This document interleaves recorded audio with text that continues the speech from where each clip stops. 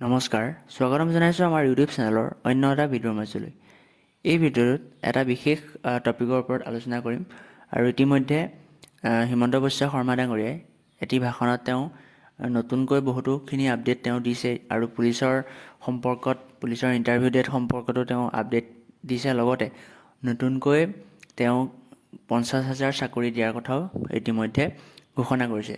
এতিয়া সেইকেইটা টপিকৰ ওপৰতে আজিৰ ভিডিঅ'টো প্ৰস্তুত কৰা হৈছে, গতিকে বিতংভাৱে এই ভিডিঅ'টোত সেই সম্পৰ্কত আলোচনা কৰা হ'ব। গতিকে যিসকলে পোনপ্ৰথমে আমাৰ ভিডিঅ'টো চাইছে তেওঁলোকে প্লিজ চেনেলটো ছাবস্ক্ৰাইব কৰি ল'ব। লগতে ভিডিঅ'টো যাতে শেষলৈকে চায় আৰু যদি ভিডিঅ'টো ভাল পায়, যদি ভিডিঅ'টোৱে কিবা এটা আপোনালোকক সহায় কৰে, তেনেহ'লে ভিডিঅ'টো লাইক কৰি বন্ধুবৰ্গৰ মাজত শ্বেয়াৰ কৰিব।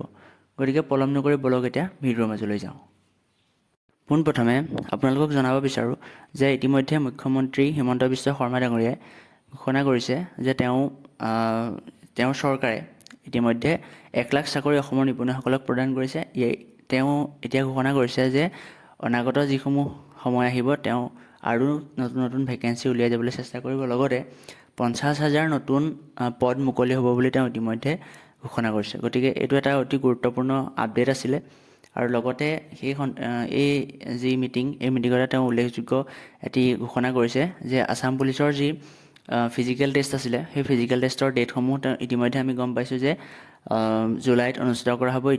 এই সম্পৰ্কত আমাৰ চেনেলত ইতিমধ্যে ভিডিঅ' প্ৰস্তুত হৈ আছে। যদিহে ভিডিঅ'টো চোৱা নাই আপোনালোকে গৈ পেলাই ভিজিট কৰি চাব পাৰিব। লগতে তেওঁ এই সন্দৰ্ভত বা ফিজিকেল টেষ্টৰ সন্দৰ্ভত তেওঁ কি মন্তব্য দাঙি ধৰিছে সেই সম্পৰ্কত আমি এটা ভিডিঅ' ক্লিপ এই ভিডিঅ'টোৰ লগতে সংযোগ কৰিছোঁ। গতিকে আপোনালোকে এতিয়া ভিডিঅ' ক্লিপটো চাওক।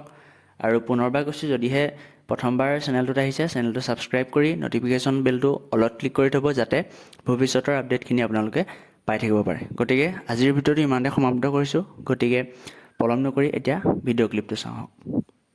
যেতিয়া মই যোৱা ইলেকশ্যনৰ আগত কৈছিলোঁ যে আমাৰ চৰকাৰ আহিলে আমি 1 লাখ চৰকাৰী চাকৰি দিম, কংগ্ৰেছে মোক হাঁহিছিলে আৰু কংগ্ৰেছৰ দিনত চাকৰি পাবৰ কাৰণে লাখ লাখ টকা ঘোষ দিবলগীয়া হৈছিল।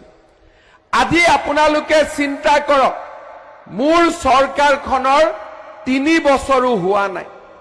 3 বছৰ নহওঁতেই আমি 1 লাখ ল'ৰা ছোৱালীক চৰকাৰী চাকৰি দিলো।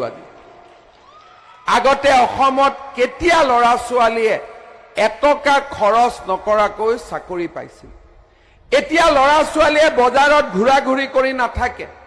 ল'ৰা ছোৱালীয়ে জানে যে পঢ়িলে চৰকাৰী চাকৰি পাম। মই যেতিয়াই মিটিঙত যাওঁ, মোক ল'ৰা ছোৱালীবিলাকে কি সোধে যে দাদা আমাৰ পুলিচৰ নেক্সট ইণ্টাৰভিউ কেতিয়া হ'ব, দৌৰা কেতিয়া হ'ব? তেতিয়া মই কওঁ যে জুলাই মাহত হ'ব। আজি মই আপোনালোকক ক'ব খুজিছোঁ, আমি 1 লাখ চৰকাৰী চাকৰি দিলো আৰু এইবাৰ আমি নতুনকৈ আৰু 50,000 চৰকাৰী চাকৰি আমাৰ ল'ৰা ছোৱালীৰ কাৰণে দিম। পুলিচত হ'ব, শিক্ষকত হ'ব আৰু আমি নতুনকৈ 50,000 চৰকাৰী চাকৰি আমি অহা বছৰ কেইটাত দিবৰ বাবে চেষ্টা কৰিম। আৰু আপোনালোকে জানে যে মই যদি কিবা কথা কওঁ, সেই কথাখিনি কাৰ্যত পৰিণত কৰিবৰ বাবে মই সদায় চেষ্টা কৰোঁ।